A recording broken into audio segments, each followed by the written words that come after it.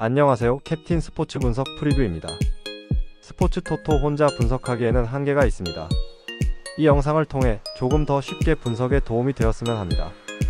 매일 업데이트되는 자료 및 막대한 정보를 무료 공유해드리고 있으니 관심 있으신 분들은 연락주세요. 9-18 AFC 챔피언스리그 2 타이포 FC 메가서. 이 매치는 타이포가 공격 전환에서 한 방을 노릴 수 있지만 후반 체력 저하로 전술적 응집력이 쉽게 무너진다는 점이 핵심이다.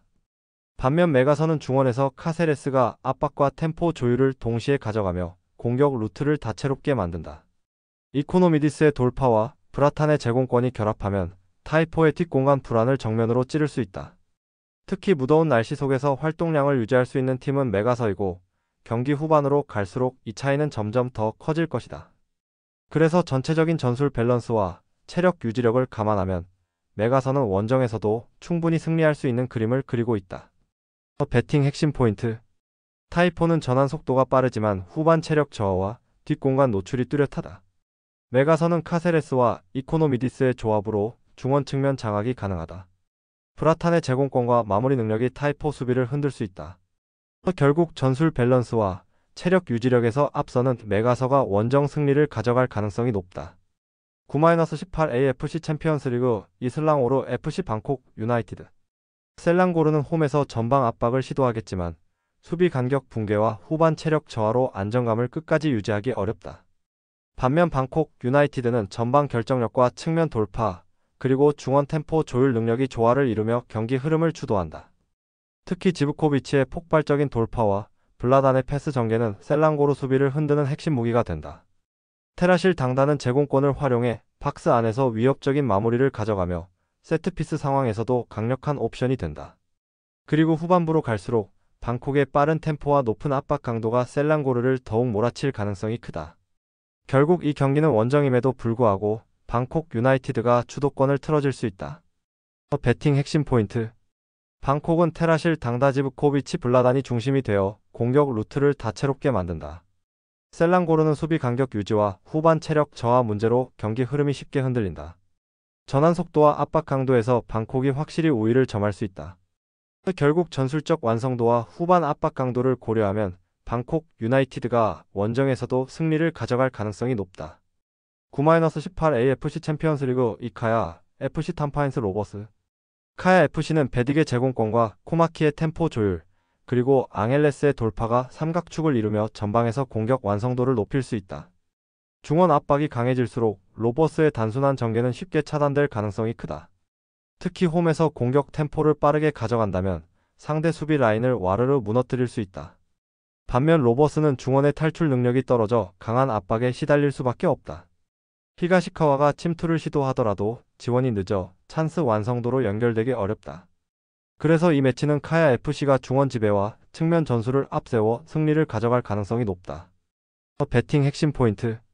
베딕은 제공권과 포스트 플레이로 전방 압박을 주도한다. 코마키는 빠른 템포 전환으로 공격 흐름을 끌어올린다. 앙헬레스는 과감한 드리블과 컷인으로 공격 루트를 다변화한다. 압박 강도와 공격 완성도를 모두 고려하면 이 경기는 카야 FC가 홈에서 승리를 챙긴다. 9-18 AFC 챔피언스리그 이 베이징 고항공안. 이 경기는 아브루의 제공권과 세르징요의 전개 능력이 경기 흐름을 좌우할 핵심이다. 릴량밍의 측면 돌파가 상대 수비 뒷공간을 공략한다면 베이징 고안은 다양한 루트로 득점을 만들어낼 수 있다. 공안은 역습에서 부분적인 위협은 가능하지만 마무리 부족과 수비 불안으로 인해 전체적인 균형이 무너질 수 있다. 무엇보다 홈에서 전술 완성도를 극대화하는 베이징 고안이 심리적 우위까지 가져갈 수 있다. 그래서 이번 경기는 베이징 고안이 전술적 밸런스와 공격 루트 다양성으로 승리를 거머쥘 가능성이 높다. 배팅 핵심 포인트. 아브루는 제공권과 포스트 플레이로 전방의 연결 고리를 만든다. 릴량밍은 폭발적인 측면 돌파와 크로스로 상대 수비를 흔든다. 공안은 공격 전개 단조로움과 수비 불안으로 후반 흔들릴 가능성이 크다. 결국 전술적 완성도와 공격 루트에서 앞서는 베이징 고안이 홈에서 승리를 가져간다. 9-18 AFC 챔피언스리그 이페르십 반동 라이언 시티 셀러스. 이 경기는 라이언 시티가 5백을 기반으로 안정적인 수비를 구축하면서도 빠른 전환으로 상대 뒷공간을 공략할 수 있느냐에 달려있다. 안데르송 로페즈의 움직임과 결정력은 페르시브 반동 수비 라인을 흔들 열쇠가 될 수 있다. 람셀라르와 송이영의 조합은 중원 장악과 볼 배급에서 안정적인 흐름을 만들어낸다. 반면 페르시브 반동은 전개 속도가 느리고 중원의 압박 저항력이 약해 후반으로 갈수록 수세에 몰릴 위험이 크다. 결국 전술적 상성과 공격 전환의 날카로움에서 라이언 시티가 확실히 앞설 가능성이 크다. 배팅 핵심 포인트. 안데르송 로페즈는 K리그와 J리그 경험을 바탕으로 문전에서 강력한 무기를 발휘한다. 송이영은 한국계 싱가폴 귀화 선수로 중원에서 안정적인 볼 간수와 전환 속도를 제공한다. 라이언 시티는 파이브백 안정감과 빠른 전환으로 원정에서도 경기 주도권을 잡을 수 있다. 결국 공격 전환과 경험치에서 우위에 있는 라이언 시티가 원정에서 승리를 가져간다. 9-18 AFC 챔피언스리그 이바툼 유나이티드 포항 스틸러스. 이 매치는 바툼이 홈에서 속공 루트를 노리겠지만 수비 뒷공간과 중원 압박에서 취약점을 드러낼 가능성이 크다. 반면 포항은 기성용의 노련한 경기 운영과 조르지의 다재다능한 움직임으로 중원 주도권을 잡는다. 이호재가 최전방에서 제공권 싸움을 장악하면 바툼의 수비 라인은 더 깊게 내려앉을 수밖에 없다. 그리고 후반으로 갈수록 포항은 체력과 전술 응집력에서 뚜렷한 우위를 보이며 꾸준한 압박으로 경기를 지배할 수 있다. 그래서 전체적인 경기 흐름은 포항이 원정에서도 승리를 가져갈 그림이 명확하다. 배팅 핵심 포인트. 바툼은 속공은 위협적이지만 수비 뒷공간 노출이 심하다. 포항은 기성용의 경기 운영과 조르지의 활동량으로 중원 장악이 가능하다. 후반 체력 유지와 전술 응집력에서 포항이 앞선다. 결국 전술적 완성도와 경기 운영 능력에서 우위를 보이는 포항이 승리를 가져갈 가능성이 크다. 9-19 UEFA 챔피언스리그 클럽 브리에 KVAS 모나코.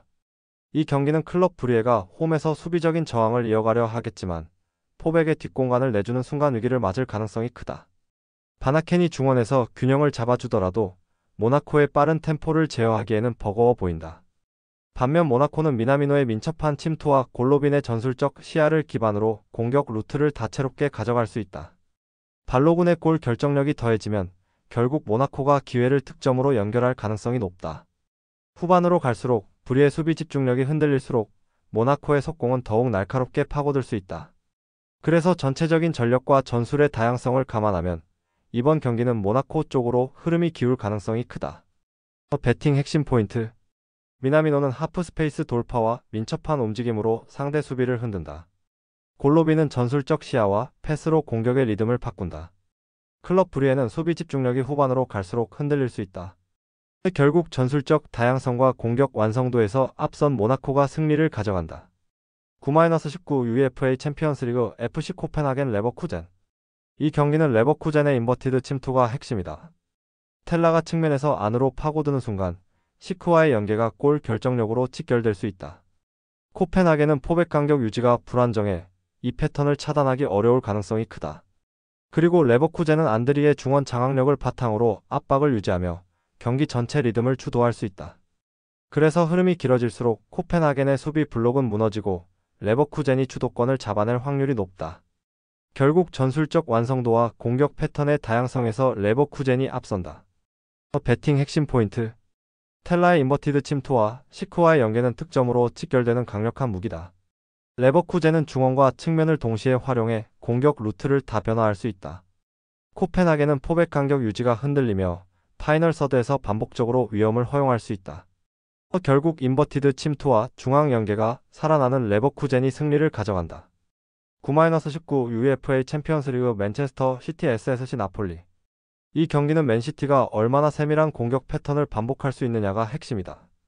베르나르두 실바와 포든이 템포를 조율하고 도쿠에게 킬패스를 연결하면 나폴리 수비는 하프 스페이스에서 흔들릴 수 있다. 도쿠의 돌파와 컷백이 홀란드의 마무리로 이어지는 장면이 반복되면 홈에서 득점 루트가 열릴 가능성이 크다. 반대로 나폴리는 폴리타노와 대 브라이너가 전환 속도를 살려 반격을 노리겠지만 안정감 있는 마무리가 부족하다.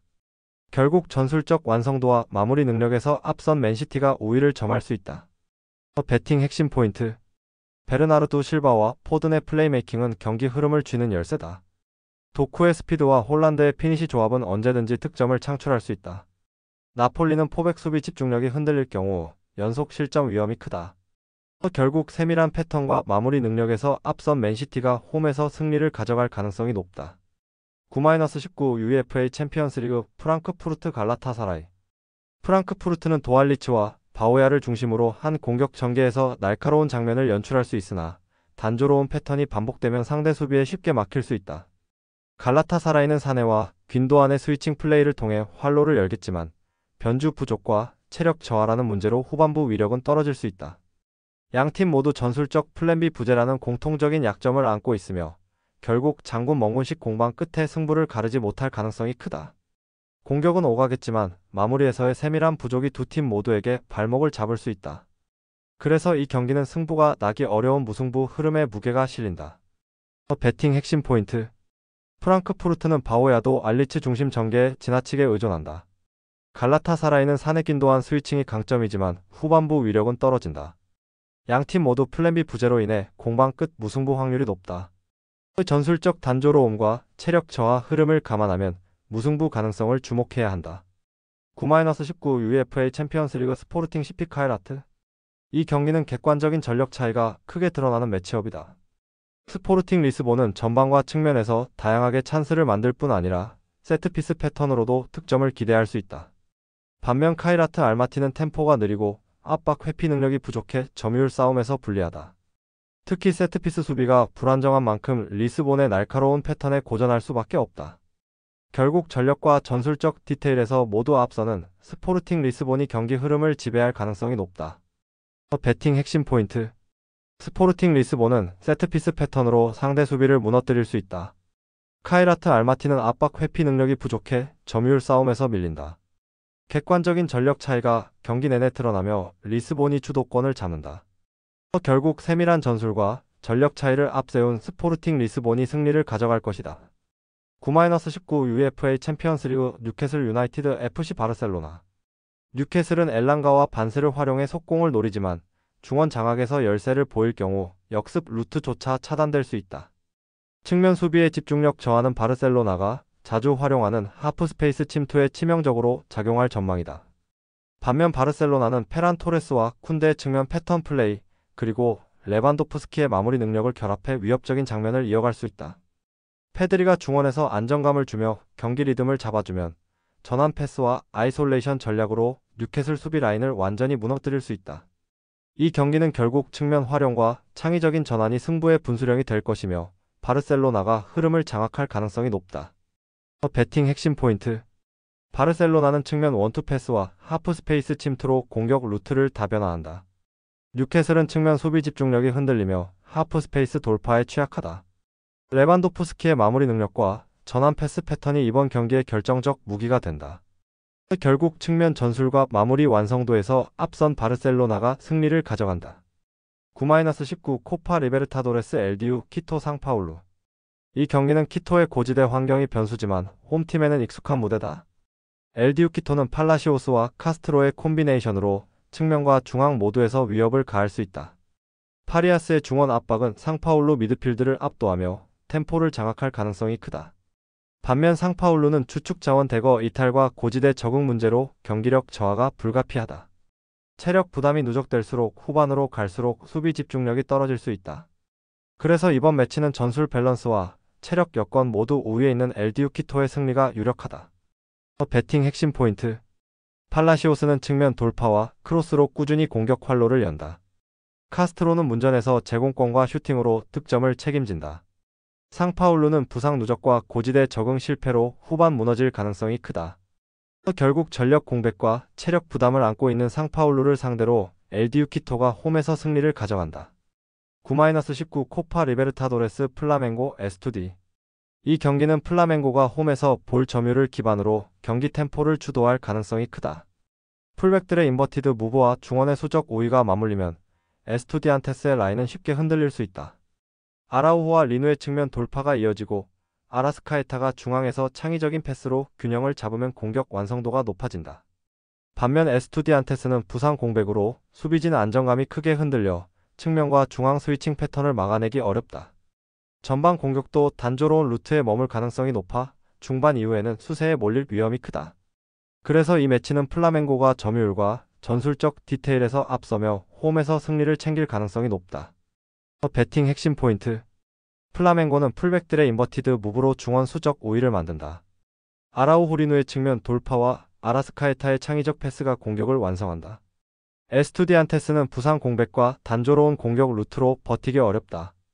점유율과 전술적 스위칭을 모두 감안하면 이 경기는 플라멩고가 홈에서 승리를 거머쥔다. 스포츠 분석 혼자서는 한계가 있습니다. 막대한 자료와 팁을 무료로 공유해드리오니 함께 적중률을 올려봅시다. 구독, 좋아요는 영상 제작에 큰 힘이 됩니다.